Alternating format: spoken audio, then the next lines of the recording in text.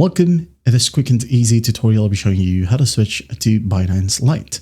Alright, so first up, go ahead and open up Binance. Okay, tap on it.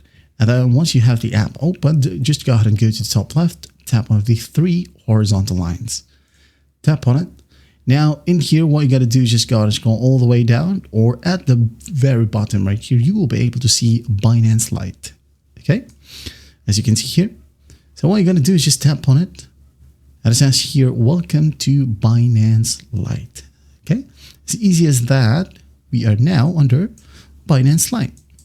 Now, what if you want to go back? How do we do it? Okay, so just basically go to the top left once more, tap on the Binance logo.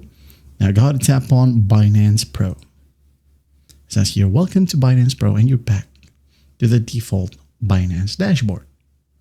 Okay, so Lite is designed for beginners to simply buy and sell, okay?